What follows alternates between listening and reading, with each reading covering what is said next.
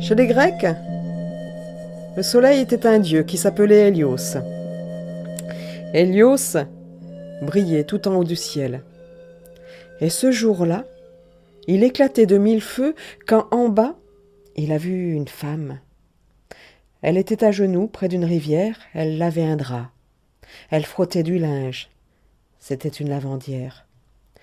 Il l'a trouvée belle, il l'a trouvée gracieuse. Elle était blonde, comme les blés, elle était fine, élancée. Alors il est descendu. Il l'a aidée à faire sécher ses draps. Il l'a accompagnée dans ses pas. Et elle a dormi entre ses rayons.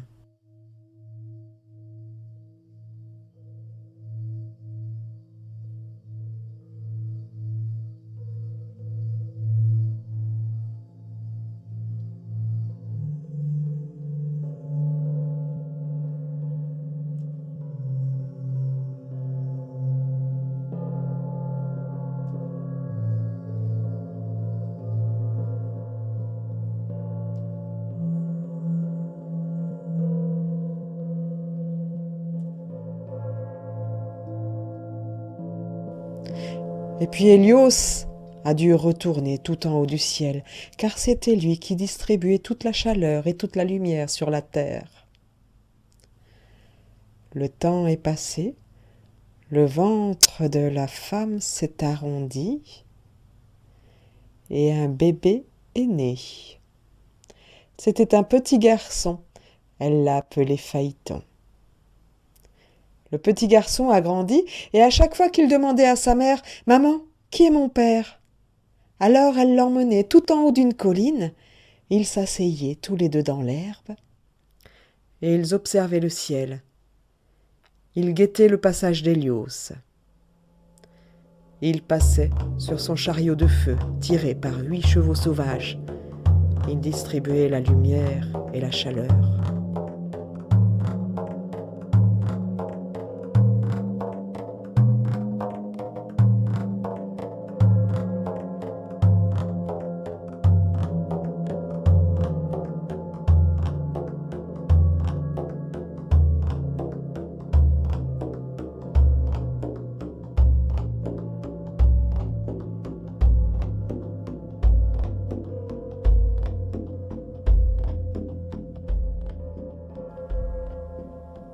Et puis le petit garçon a grandi, il est allé à l'école.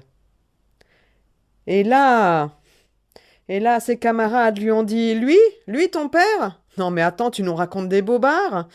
Lui, mais pourquoi il est jamais venu te chercher à l'école ? Hein ? Dis-nous » Et le petit garçon est devenu de plus en plus solitaire, et de plus en plus souvent, il montait, seul, tout en haut de la colline, pour observer Hélios, ce père qu'il n'avait jamais connu. Et puis un jour, il était là, sur sa colline, quand Dame Pluie est venue jouer avec les rayons du soleil. Et là, le pied de l'arc-en-ciel s'est formé, tout à côté de Phaéton. Oh, il n'a pas hésité longtemps. Il a grimpé une à une toutes les marches de l'arc-en-ciel. Il s'est retrouvé aux portes du royaume d'Hélios. Il s'est retrouvé entre 2 piliers. Il est entré, et là c'était exactement comme sur la terre. Il y avait des arbres, de l'herbe, et tout au fond, une immense demeure, la demeure d'Hélios. C'était exactement comme sur la terre, sauf que tout était couleur d'or. Phaéton s'est approché en direction de la demeure, et puis là d'un coup il a entendu du bruit sur la droite. Il a tourné la tête et il a vu Hélios qui arrivait avec ses chevaux.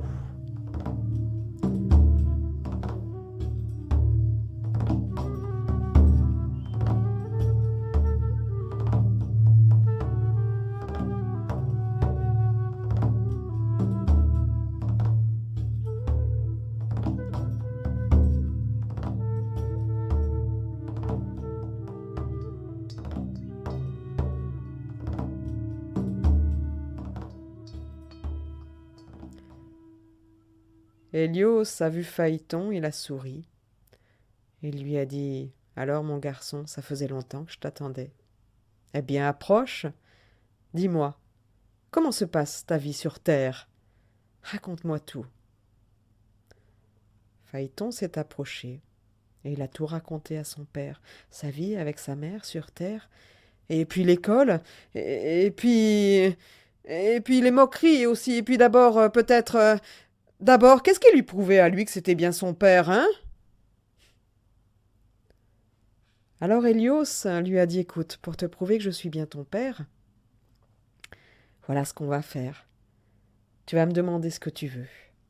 Fais un vœu, et je te jure de l'exaucer. Je te fais la promesse d'exaucer ton vœu, cette promesse sur laquelle aucun dieu ne peut revenir. Phaéton a réfléchi quelques instants, mais il n'a pas été long.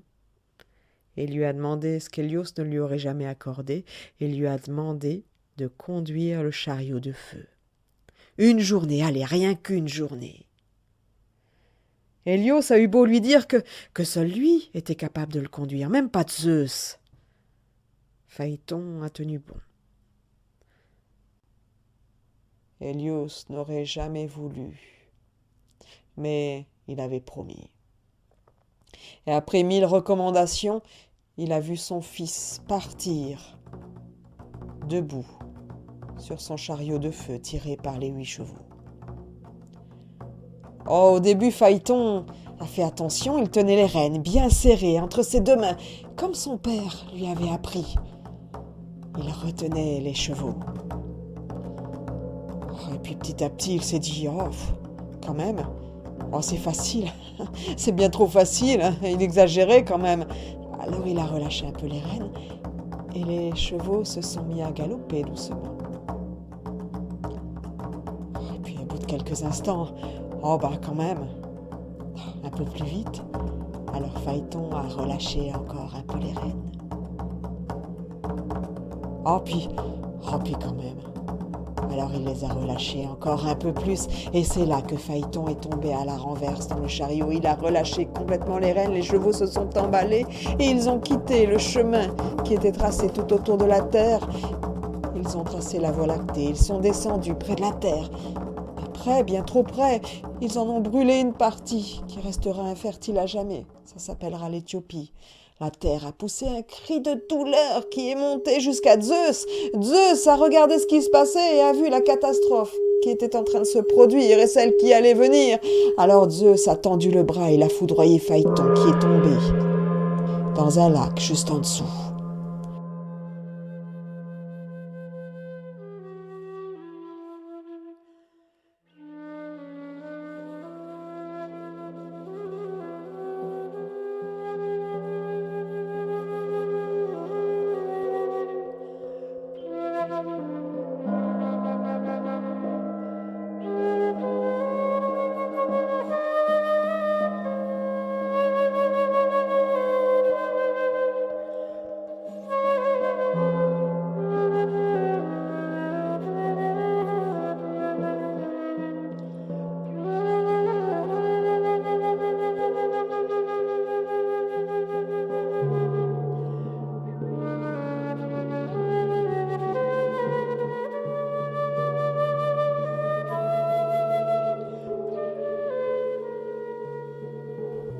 Petit à petit, Les chevaux ont retrouvé leur calme et ils sont rentrés dans la demeure de leur maître Hélios. Quant à Phaéton, il a été recueilli par les dames du lac, des fées qui vivaient là. Mais les dames du lac n'ont pas pu rendre la vie au jeune garçon. Alors elles l'ont soigné, elles l'ont recueilli et elles l'ont transformé en un magnifique animal aux plumes toutes blanches et aux yeux bordés de noir, un cygne. Et c'est depuis ce temps que cet animal qui sait voler, mais ne vole jamais bien haut. Il ne s'approche jamais des rayons du soleil, il se méfie. Il préfère rester près des dames qui l'ont soigné et recueilli. Il préfère rester près de l'eau.